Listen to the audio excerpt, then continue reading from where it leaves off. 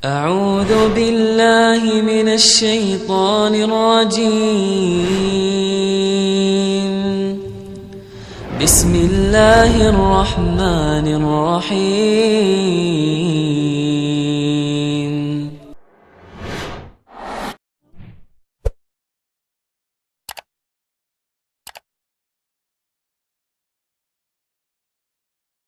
Coba antum perhatikan dari pembahasan kita, dari awal pembahasan tadi sampai sekarang, kita melihat bagaimana pendidikan ulama sunnah kepada kita adalah pendidikan yang ilmiah. Mereka sebutkan masalah dalil, masalah dalil, masalah dalil. Kita dididik oleh mereka untuk ilmiah, untuk berjalan di atas dalil.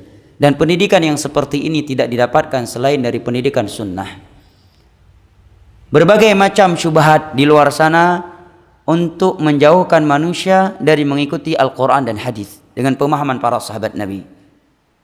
Ada yang beralasan bahwa kita harus mengikuti jalur-jalur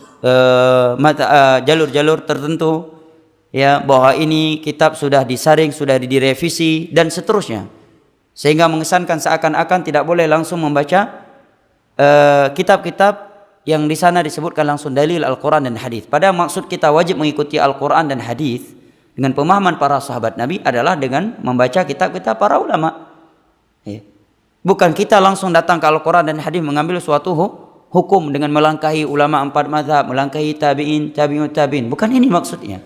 Tapi maksudnya siapa saja yang berbicara, apakah para tabi'in, tabi'ut tabi'in, imam 4 mazhab. Kalau itu masalahnya agama, harus berdasarkan dalil Al-Quran dan hadis dengan pemahaman para sahabat Nabi sallallahu alaihi wasallam. Dan saya pernah diceritakan oleh seseorang, dia diceritakan langsung oleh orang yang bertemu dengan orang yang sudah dikristenisasikan dan disekolahkan oleh misionaris ke Vatikan. Dia sebelumnya muslim dari suatu tempat yang tidak bisa saya sebutkan nama tempatnya, ya. Yang sekarang dia menjadi misionaris. Dia sebutkan kepada orang kampungnya tersebut ketika ke rumahnya, dan orang kampungnya tersebut terkejut, di rumahnya ada salib yang begitu besar. Ya. Disebutkan oleh dia bahwa di antara misi misionaris yang paling besar, mereka membuat kaum muslimin tidak lagi mengikuti Al-Quran dan hadis dengan pemahaman para sahabat Nabi, dan tidak lagi menjaga salat 5 waktu berjamaah. Ya. Karena ini merupakan sumber persatuan.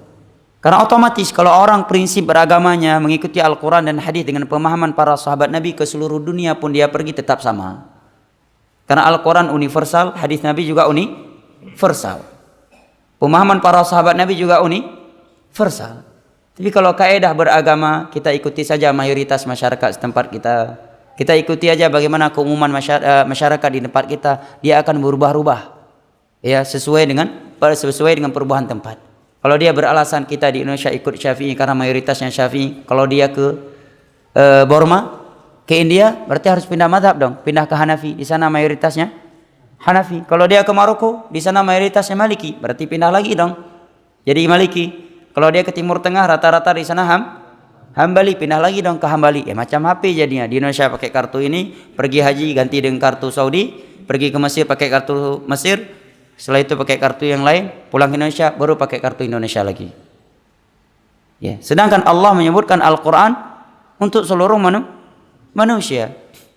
Setiap yang menganut agama Islam, sumber agamanya adalah Al-Quran, hadis dengan pemahaman para sahabat Nabi. Ada dalil dia ikuti. Kalau ini prinsipnya, dia tidak akan berubah-ubah. Dia nggak akan pindah dari sebuah prinsip pada prinsip yang lainnya, kecuali karena ada dalil yang telah dia ketahui. Kemanapun dia pergi, dia berprinsip. Dia ke Maroko, ada orang yang mengajak dia untuk melakukan sebuah ibadah. Dia lihat, ada dalil nggak dari Al-Quran dan hadis dengan pemahaman para sahabat Nabi? Ada contohnya enggak dari Nabi dan para sahabatnya? Enggak ada, mohon maaf, saya tidak melakukan. Berprinsip dia. Tapi kalau kaedahnya seperti di atas tadi, dia enggak akan berprinsip, berubah. Apalagi kaedahnya di mana bumi dipijak, disitulah langit dijunjung tinggi. Ini kaedah liberal. Karena kaedah yang benar adalah ittaqillah haitsuma kunta wa'bud rabbaka hatta ya'tiyakal yakin. Dimanapun kita berada dan kapanpun kita berada, kita adalah hamba Allah, kita adalah umat Islam. Dan referensi Islam kaum muslimin dalam beragama adalah Al-Quran dan hadis dengan pemahaman para sahabat Nabi SAW. Baik, ini sesuatu yang perlu kita perkuatkan kepada anak keturunan kita. ya, karena melihat banyaknya syubhat-syubhat yang luar biasa yang ingin memalingkan manusia dari Al-Quran dan As-Sunnah dengan pemahaman para sahabat Nabi SAW yang telah dibawa oleh para tabi'in, tabi'in dan diterangkan oleh mereka ulama-ulama yang datang setelah mereka seperti 4 imam mazhab dan seterusnya.